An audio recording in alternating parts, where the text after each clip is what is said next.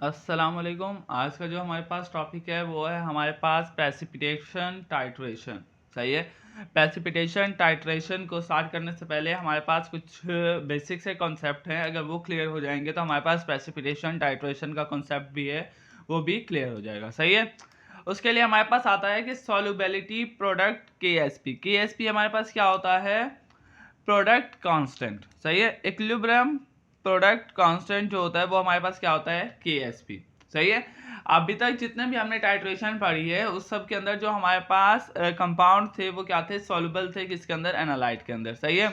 अब कुछ कंपाउंड्स हमारे पास ऐसे होते हैं जिन्हें हम क्लासिफाई करते हैं एज अ इनसॉल्युबल, या हमारे पास वो इनसॉल्युबल कंपाउंड तो होते हैं लेकिन स्लाइटली क्या होते हैं? सॉल्युबल होते हैं। सही है। अब जो solubility प्रोसेस है reach as a dynamic equilibrium describe as a equilibrium constant. अब जो हमारे पास solubility प्रोसेस है ये हमारे पास एक कंडीशन पे रीच करता है जिसका नाम क्या है हमारे पास? इक्विलिब्रियम। सही है। इक्विलिब्रियम का मतलब क्या होता है कि जितना उसने डिसॉल्व होना था, soluble होना था, हो चुका है, अब फर्दर वो उसके अंदर मजीद soluble नहीं होगा। The equilibrium constant is called the solubility product constant. Equilibrium constant को हम क्या नाम देते हैं? solubility प्रोडक्ट कांस्टेंट का नाम देते हैं, जिसे हम प्रेजेंट करते हैं के से। सही है। The solubility constant can be used to calculate whether the precipitate will form given the concentration of ionic species। अब जो solubility constant है इसे हम यूज करते हैं और पता करते हैं कि हमारे पास जो गिवन कंसंट्रेशन है किसी भी आयन की वो हमारे पास प्रेसिपिटेट बनाएगी या नहीं बनाएगी। अगर तो वो हमारे पास सॉल्युबल होगा, सही है, अगर कोई कंपाउंड हमारे पास सॉल्युबल है तो वो तो हमारे पास प्रेसिपिटेट नहीं बनाएगा। अगर जब हमारे पास कंपाउंड क्या है? इनसॉल्युबल है या हमारे पास स्लाइटली इनसॉल्युबल है तो वो हमारे पास क्या बनाएगा? प्रेसिपिटेट बनाएगा। अब कंपाउंड हैविंग कॉमन आयन, ऐसे कंपाउंड जिनका आयन क्या है? हमारे पास कॉमन है लेकिन उनकी सॉल्युबिलिटी क्या है? डिफरेंट है। सही है। Different solubility constant can be separated by fractional precipitation. तो हम उन्हें किस प्रोसेस से सेपरेट करते हैं? बाय फ्रैक्शनल प्रेसिपिटेशन के प्रोसेस से सेपरेट करते हैं। किन आयंस को? जिनका हमारे पास कंपाउंड जो है वो एक है लेकिन उनकी सॉल्युबिलिटी कांस्टेंट क्या है? डिफरेंट है। सही है। अब हमारे पास एक इक्वेशन दी गई है कि A2B जो कि हमारे पास किस स्टेट के अंदर है? सॉलिड स्टेट के अंदर है। जब हमारे पास रिएक्शन होता है तो वो A एक्वस के अंदर और B एक्वस के अंदर क्या होता है? कन्वर्ट हो जाता है। सही है। अब जब भी हम किसकी बात करते हैं? इक्विलिब्रियम कांस्टेंट एक्सप्रेशन की बात करते हैं तो उसके अंदर जो हमारे पास सॉलिड स्टेट है वो इन्वॉल्व नहीं होती। सही है। हमारे पास जो एक्वस स्टेट होगी ना वो इन्वॉल्व होती है। तो KSP is equals to A की कंसंट्रेशन और B की concentration. Solid do not enter in the equilibrium constant expression. Solid को हम इन्वॉल्व नहीं करते किसके अंदर? इक्विलिब्रियम कांस्टेंट एक्सप्रेशन के अंदर। सही है। नेक्स्ट आता है the reaction coefficient Q can be used to determine whether the precipitate will form with the given concentration of ion। अब यहाँ पे हमारे पास क्या है? रिएक्शन कोएफिशिएंट है। सही है। अब रिएक्शन कोएफिशिएंट हमारे पास ये बताएगा कि जो प्रेसिपिटेट है गिवन कंसंट्रेशन के अंदर वो कितने बनेंगे। सही है।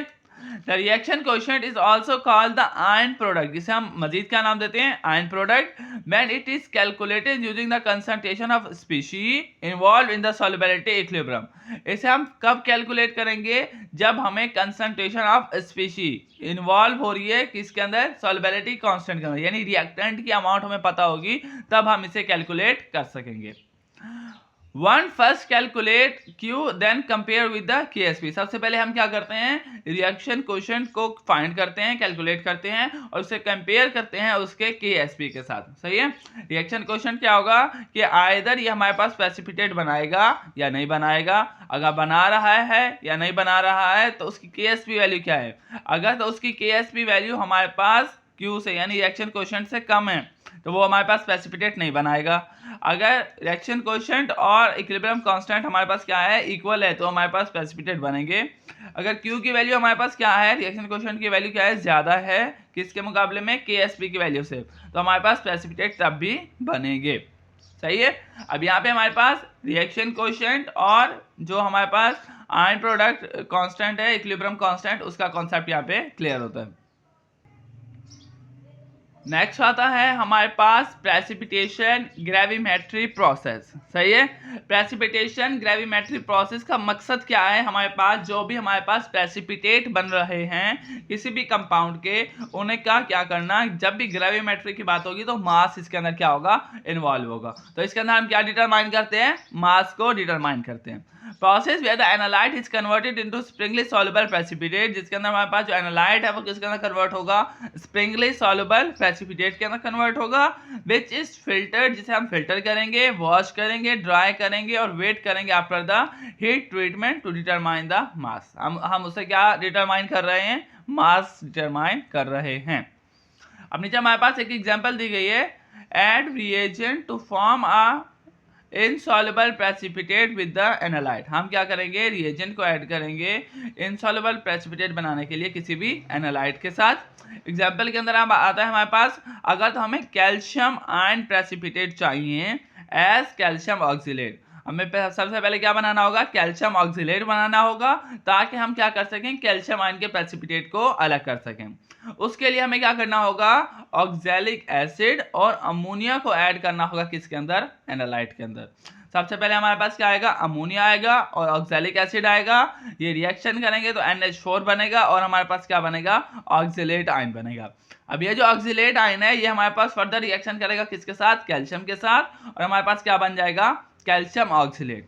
जब हमारे पास कैल्शियम ऑक्सिलेट के प्रेसिपिटेट बन गए तो हम उन्हें क्या करेंगे, फिल्टर करेंगे और उसे प्लेस करेंगे किसके अंदर, प्री वेट क्रूसिबल के अंदर। सही है, क्रूसिबल हमारे पास क्या होता है, एक फनल लाइक स्ट्रक्चर होता है उसके अंदर। सही है, and then dried and ignited which is converted precipitate to calcium oxide. इससे क्या होगा कि जो हमारे पास कैल्शियम ऑक्सिलेट है वो कन्वर्ट होगा, जब हम उसे हीट ट्रीटमेंट करवाएंगे तो वो कैल्शियम ऑक्साइड के अंदर, कार्बन मोनोऑक्साइड के अंदर और कार्बन डाइऑक्साइड के अंदर क्या होगा, कन्वर्ट होगा। अब जो हमारे पास कैल्शियम ऑक्साइड है, अब हमें इससे मकसद है, after cooling the crucible and precipitate are weight, इसके बाद हम क्या करेंगे, प्रेसिपिटेट को वेट करेंगे, and mass of calcium oxide is determined by subtracting the known mass of the crucible. इससे क्या करेंगे, जो क्रूसिबल का मास है उसमें से हम मास को माइनस कर देंगे किसके, कैल्शियम ऑक्साइड के, ताकि हमारे पास जो कैल्शियम ऑक्साइड का मास है वही हमें डिटरमाइन हो सके।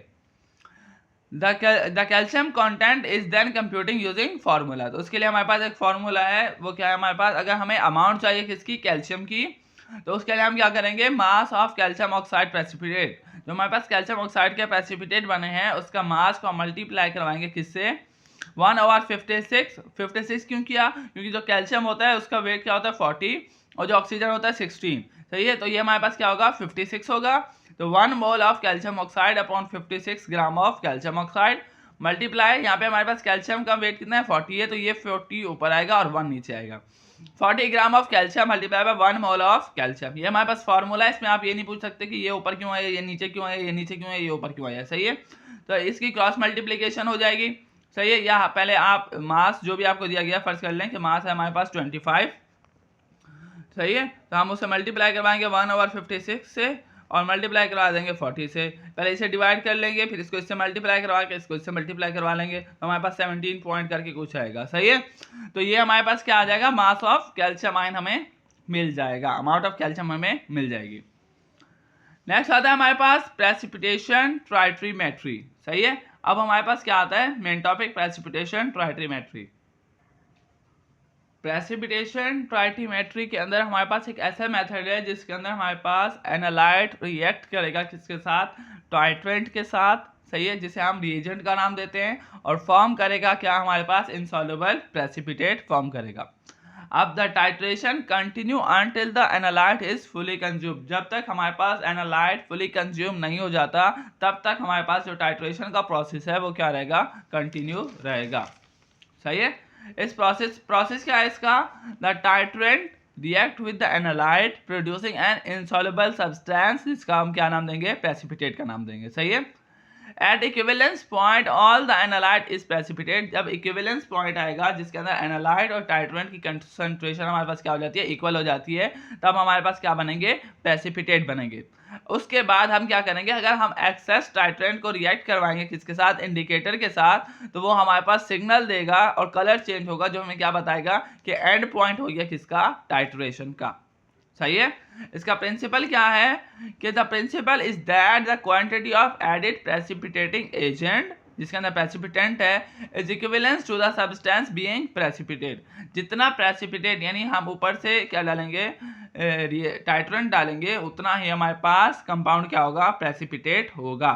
इसका दूसरा पॉइंट ये है, the amount of precipitant added is stoichiometrically equivalent to the amount of the analyte being precipitate. इसका मतलब क्या है, स्टोइचोमेट्रिक इक्विवेलेंस का मतलब क्या है कि ratio of reactant and product, जितने हमारे पास रिएक्टेंट बनेंगे उतने ही हमारे पास क्या बनेंगे, प्रोडक्ट भी बनेंगे।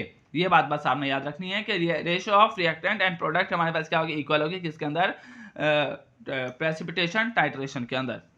अब एग्जांपल आती है हमारे पास, titrate a solution containing chloride ion with a solution with a non concentration of AgNO3। सही है।